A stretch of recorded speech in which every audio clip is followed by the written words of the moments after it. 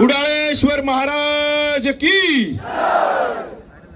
प्रभावळकर वाडा मित्रमंडळ कुडाळ सादर करीत आहोत नरकासुरवध. नरकासुराने तिन्ही लोकांमध्ये केवळ हाहाकार माजून ठेवला होता. हा नरकासुर वराह आणि श्रीदेवी भूदेवी यांचा पुत्र. त्याने ब्रह्मदेवांची घोर अशी तपश्चर्या करून त्यांच्याकडे अशी शक्ती मागितली ज्या शक्ती समोर सर्व देवतांची शक्ती निष्क्रिय ठरेल आणि तो सर्व देवांपेक्षा अधिक शक्तिशाली बनेल. ब्रह्मदेवांनी वरदान दिले. या वरदानामुळे नरकासुराला कोणत्याही देवतेच्या हातून मरण नव्हते. याच अहंकारात तो पृथ्वी लोकावर आणि देव लोकावर आपले वर्चस्व प्रस्थापित करू लागला. त्याने 16,000 कुमारिकेंचे अपहरण करून त्यांना बंदिवान बनविले. आता तिन्ही लोक संकटात आहेत हे समजल्यावर देवराज इंद्राने पृथ्वी लोकावरील श्रीकृष्ण अवतारी विष्णूंकडे मदतीची विनवणी केली.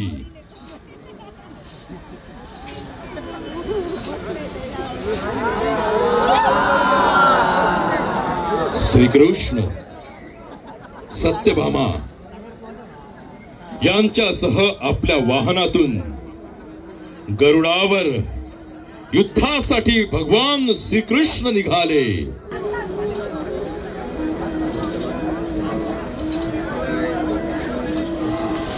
नरकासुर आणि श्रीकृष्ण यांच्यात घनघोर असे युद्ध सुरू झाले.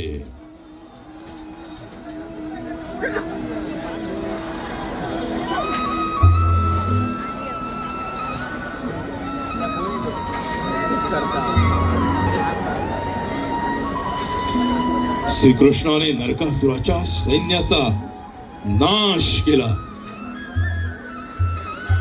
आणि आता नरकासुर आणि भगवान श्रीकृष्ण समोरासमोर आले.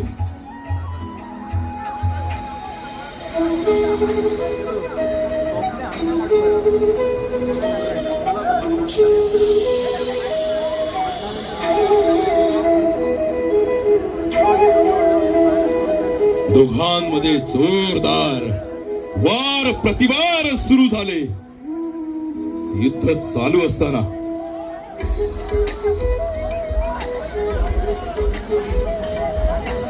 सातत्याने महाभयंकर असे युद्ध भगवान श्रीकृष्ण आणि नरकासुरामध्ये सुरू होते.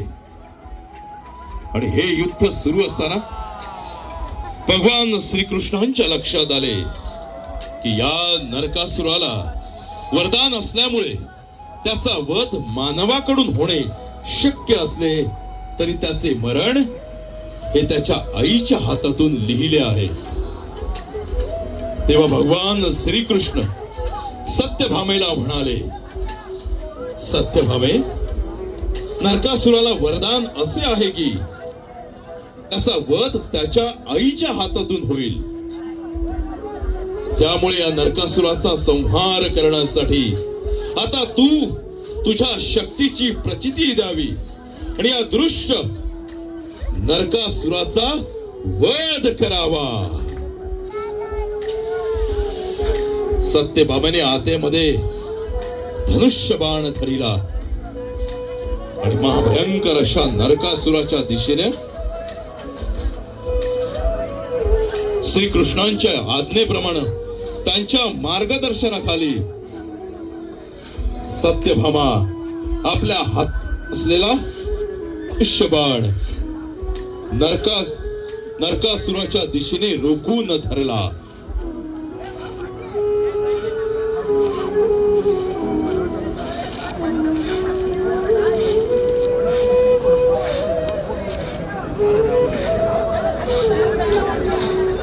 भगवान भगवान श्रीकृष्ण ज्याप्रमाणे मार्गदर्शन करतील त्याचप्रमाणे सत्यभामा हातामध्ये धनुष्य धरून त्या नरकासुराच्या दिशेनं त्याचा वध करण्यासाठी प्रयत्नशील झाली.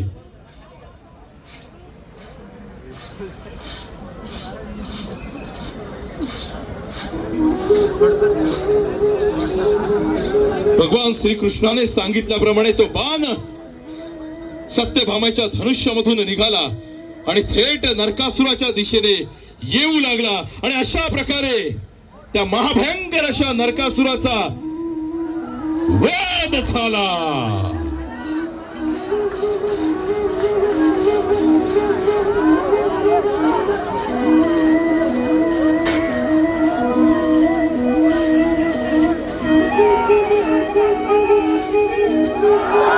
सत्यभामा ही पृथ्वीचा अंश असल्याने तिला दैवी शक्तीची जाणीव झाली.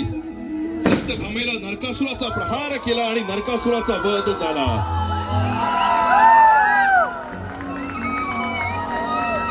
नरकासुराच्या वधाने तिन्ही लोकात देवता आणि मानव सुखी झाले.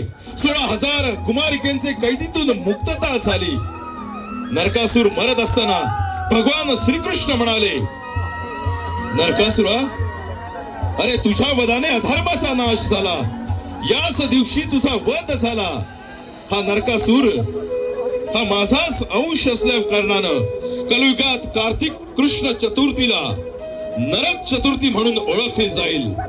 कलियुगात आजच्या दिवशी पहाटे उठून जो अभंग स्नान करून पूजा आराधना करेल त्याला त्याच्या मृत्यूनंतर नरक यातेतून मुक्ती मिळेल. जेव्हा जेव्हा अधर्माचे साम्राज्य वाढेल तेव्हा तेव्हा धर्मावर संकट येईल.